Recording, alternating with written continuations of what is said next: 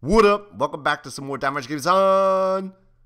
And first off, I want to just thank you guys because you guys are insane. You got me like 8,000 likes on the last video. That's dope freshness, son. Keep doing the likes. Rape the like button. Rape the favorites button. It gives me way more motivation to jump on here and tell my stories. So with that being said, and I've been reading all the comments. I always read all the comments. I read all the comments pretty much on all of our videos. When there's a lot, I'll still go through them, but I try. And I see you guys want me to talk about how Gina and I met, which I'll get into that. Maybe once all the all the military stories are over, I can jump into that. And I want to talk about the gameplay for a minute. This wasn't my best gameplay, but I wanted to hurry up and get you guys a video up before I leave for Florida. Well, I'm going to be already probably in Florida, but I'm recording this way before. So this gameplay, I do some dope things, so you can kind of pay attention to the gameplay. You know, I go hamburger sign, and I know I'm not the best gamer in the world. You guys let me know that all the time in the comments, which is kind of messed up. So if you want to see me play a different game, let me know in the comments what a different game would be you'd want me to play. Like I'm definitely getting bored of this game as far as the commentaries. So let's jump into the stories. I left you guys last time how I got in a fight, and they're sending me to Kuwait, and I didn't explain how me and the ex-wife got divorced. So basically, like, she did come home eventually, like the next day or whatever from that night, and we were just arguing all the time. We were just not getting along, and it just came to like, look, we need to do. Actually, she wanted a divorce more than me. I was like, look, let's try and work it out. You know, maybe we can work this out. But she was like, no, divorce. I was like, yeah, you know what? This is the best thing to get divorced. Like, let's just do it. And it was good to be like a free man in Germany because it was fun in Germany. So we ended up getting divorced, and she went her way, and I actually got deployed to Kuwait. And I'll jump into all the stories about Kuwait when I get there. I kind of like jumped all over my military career just to tell you the whole marriage situation because you wanted to know. And the marriage situation, like I said, I never really felt like I was married. It was just so she can have orders to come to Germany. And when she came out there, it was like, look, what the hell are we doing? Well, we were cool for like a month or two, and then it was just like, what are we doing? Let's just end this. And we did. And luckily I did, because I met a great girl like Gina later on. I met Gina actually between Germany and Korea. But that's jumping way ahead, and I'm not going to jump that far ahead. So back in the military story. So I'm in Germany now, and it's dope. I was really not looking forward to going overseas when I got orders. I'm like, oh no. But when I'm there, it's awesome. Like when I first got to Germany, I didn't have a car, so I rented an Audi, like an Audi A3 or something with diesel. It was something crazy. And the first thing I did was take it on the Autobahn and just go as fast as I can, because the Autobahn in Germany, there is speed limits on it, because you always hear, I'm sure you've heard people, or if not, you heard people say, you know, there's no speed limit on an Autobahn, you can drive as fast as you want. That's not true. There is speed limits. Some places, like, you might not see a sign, and it's not enforced on how fast you go. So you could go like really fast, and there's no governors on the cars. Like, if you know what a governor is, it's like something that causes the car not to go above a certain speed. We have them in America. German cars didn't have them, and that was a really cool thing to get to do in Germany.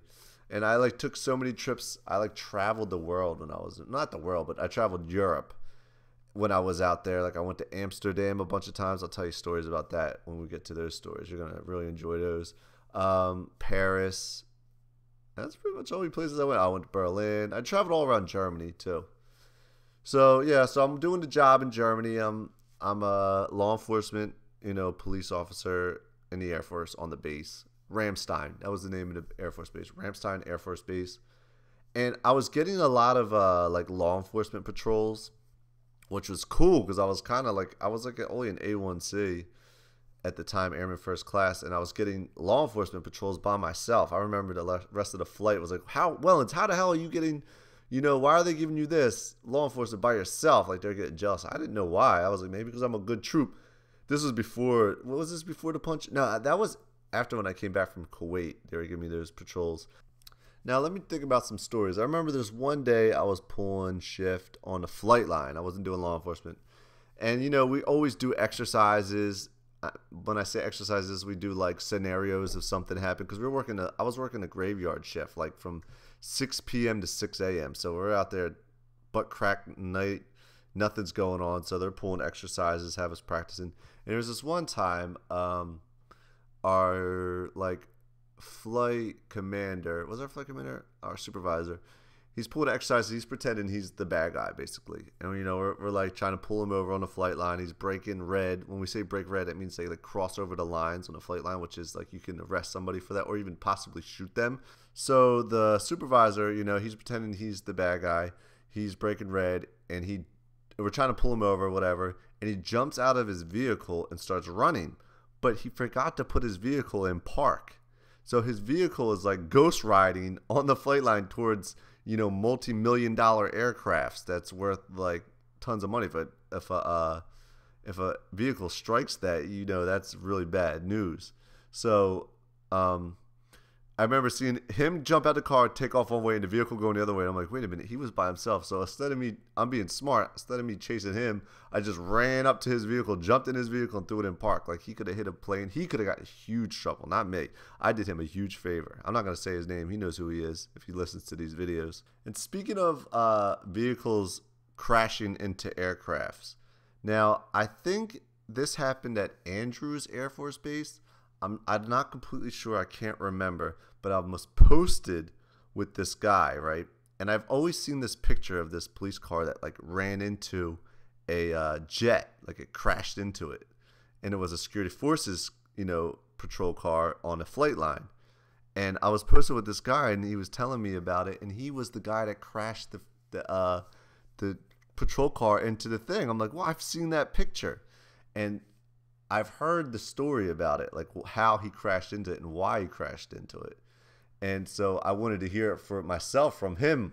I'm posted with him. I'm like, well, tell me, you know, what happened.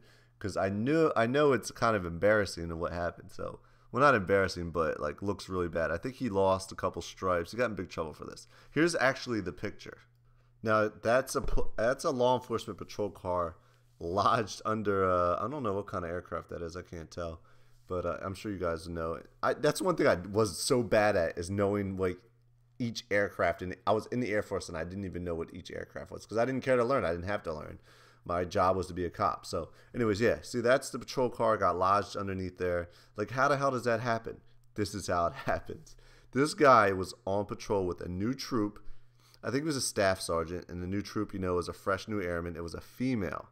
And she was performing an act. I don't really want to say on here what she was doing to him, but she was doing something to him, because I know kids listen, but people that are grown folk know what I'm talking about.